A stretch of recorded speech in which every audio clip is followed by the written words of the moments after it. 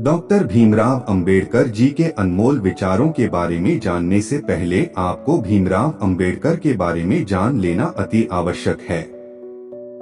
भीमराव अंबेडकर का जन्म 14 अप्रैल 1891 को मध्य प्रदेश में एक निर्धन परिवार में हुआ था। भीमराव अंबेडकर जी के बचपन का नाम भीमराव बाबा साहेब अंबेडकर था।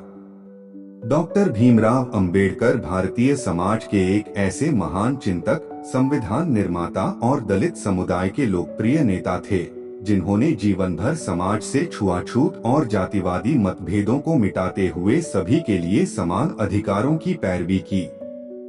उन्होंने न केवल भारतीय संविधान को आकार दिया, बल्कि समाज में व्याप्त असमानता और अन्याय के खिलाफ भी सदैव प्रखरता से आवाज उठाई। आज भी उनका संघर्षशाली जीवन और उनके विचार हर भारतीय को प्रेरित करते हैं। उनके विचारों ने भारतीय जनमानस की चेतना जागकर समाज को नई दिशा देने में मुख्य भूमिका निभाई।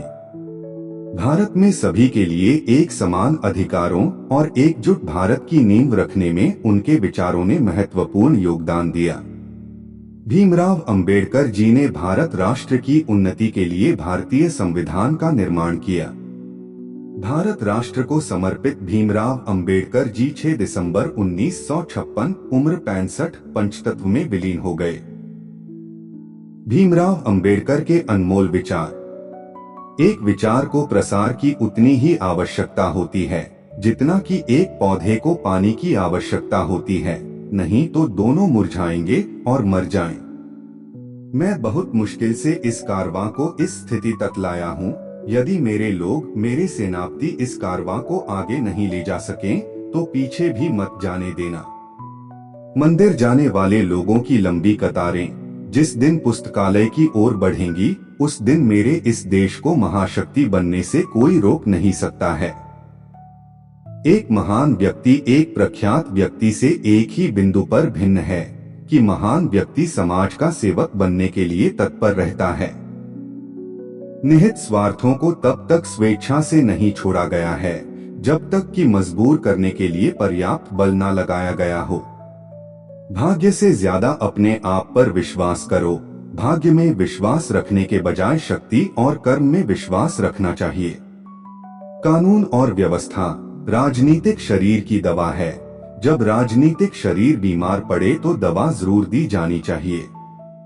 मैं राजनीतिक सुख भोगने नहीं, बल्कि नीचे दबे हुए अपने भाइयों को अधिकार दिलाने आया हूँ। पति पत्नी के बीच का संबंध घनिष्ठ मित्रों के संबंध के समान होना चाहिए। हो सकता है कि समानता एक कल्पना हो, पर विकास के लिए यह जरूरी है। अगर मुझे लगा कि मेरे द्वारा बनाए गए संविधान का दुरुपयोग किया जा रहा है, तो सबसे पहले मैं इसे जलाऊंगा। जो धर्म जन्म से एक को श्रेष्ठ और दूसरे को नीच बताए, वह धर्म नहीं, गुलाम बनाए रखने का षड्यंत्र है।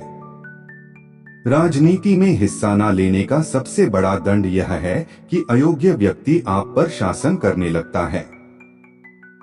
मैं एक समुदाय की प्रगति को उस प्रगति की डिग्री से मापता हूँ जो महिलाओं ने हासिल की है।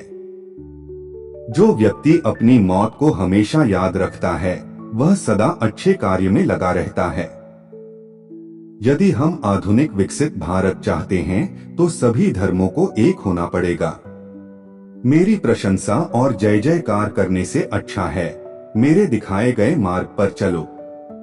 ज्ञानी लोग किताबों की पूजा करते हैं, जबकि अज्ञानी लोग पत्थरों की पूजा करते हैं।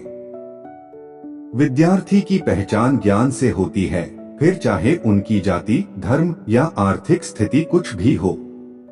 छीने हुए अधिकार भीख में नहीं मिलते, अधिकार वसूल करना होता है। संविधान केवल वकीलों का दस्तावेज नहीं है, बल्कि यह जीवन जीने का एक माध्यम है। आप स्वाद को बदल सकते हैं, परंतु जहर को अमृत में परिवर्तित नहीं किया जा सकता है। जो कौम अपना इतिहास नहीं जानती है, वह कौम कभी अपना इतिहास नहीं बना सकती है। धर्म पर आधारित मूल विचार व्यक्ति के आध्यात्मिक विकास के लिए एक वातावरण बनाना है। इतिहास गवाह है, जब नैतिकता और अर्थशास्त्र के बीच संघर्ष हुआ है, वहां जीत हमेशा अर्थशास्त्र की होती है। यदि हम एक संयुक्त एकीकृत आधुनिक भारत चाहते हैं, तो सभी धर्मों के धर्म ग्रंथों की संप्रभुता का अंत होना चाहिए।